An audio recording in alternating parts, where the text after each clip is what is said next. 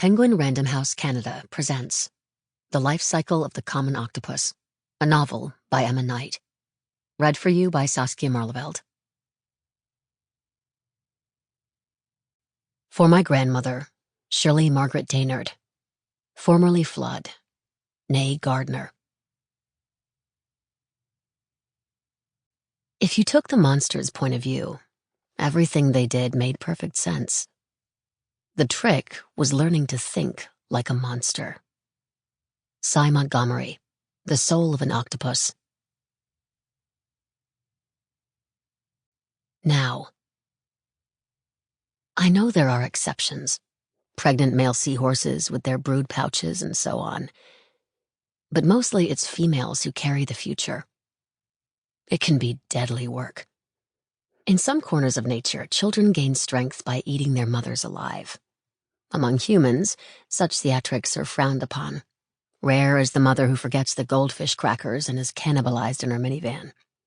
More common is the one who devours herself. It disturbs me, looking at your soft belly, to think of you growing into a woman.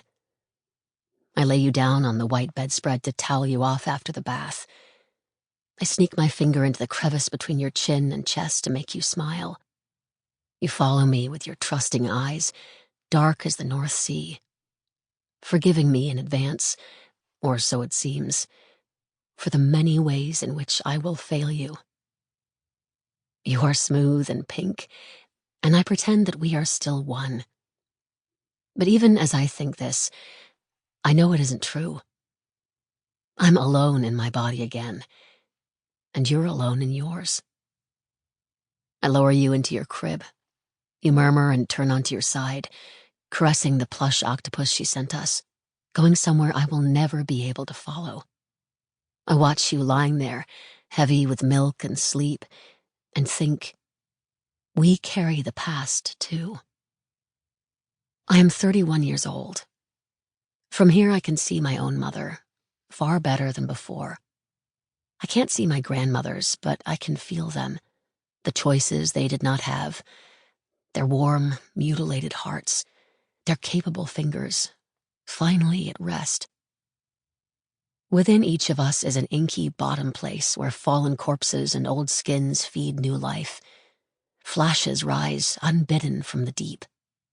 What surfaces now, as I guard your sleep, is the age of leaving, the age of maturity, or so we thought at the time. In fact, we were tender and exposed, in need of every trick instinct and evolution could bestow. As nights smudge into looping days, I return to that year. I remember who we were and what we thought we knew. I turn it over in my mind, deciding what to let sink and what to preserve for a future that I can hardly presume to imagine, because it will be yours. Pollock Halls of Residence, the University of Edinburgh, September 13th, 2006. Dear Lord Lennox, my desire to reach you has overridden my Canadian obedience, and I am writing care of your literary agent, against the reasonable advice of both receptionists at your publishers. I want to assure you that this is not a crazed fan letter.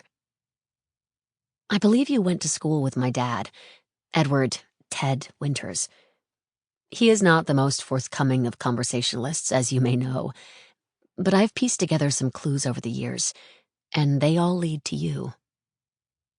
I have recently moved to Edinburgh to begin a degree, and I wondered if there might be an opportunity to meet you.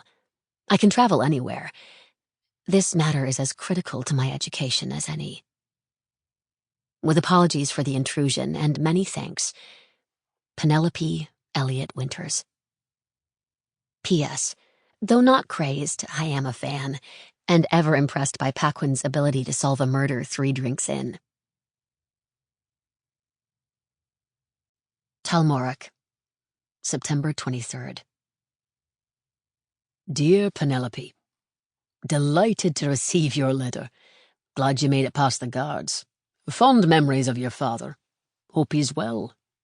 Come east. Must show you the vistas and ruins of the Mearns, though perhaps not all at once. Saturday next?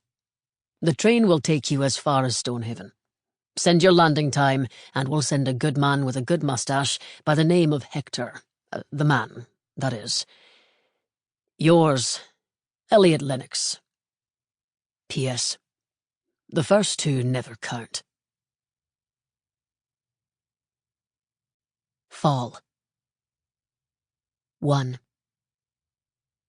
If you were to interview a handful of students as they emerged, static-haired and blinking, from their rooms in Pollock halls, some smelling inexplicably of horses, and others more explicably of charred cheese, you would learn that breakfast at the John McIntyre Centre was not widely viewed as an inspiring meal. But Pen, who was ravenous in the mornings, looked forward to it. It was a Tuesday, the third in the term. Pen arrived at the green and brown building in the middle of the residence compound at 5 minutes to 8. Cold, wet air was reaching under the collar of her raincoat. She stopped into the convenience store for a newspaper. At the last second, her heart thudding its disapproval, she also requested a 10-pack of cigarettes and a box of matches. The man behind the counter didn't even glance at her. She was back under the portico, folding newsprint against the wind to scan the headlines and thinking about the letter she had just read, when Joe arrived with Alice trailing behind. Her friends stood out. Jo Scarlett more because she looked so wholesome, with her pale hair wound in a braid across her forehead, that it did not seem possible for her to belong to this century of internet porn and ocean trash. And Alice Diamond because Alice stood out everywhere. "Morning, Stinky," Jo said, touching her lips to Pen's cheeks. Alice, who had not yet shaken her national reflexes, bent down to hug Pen.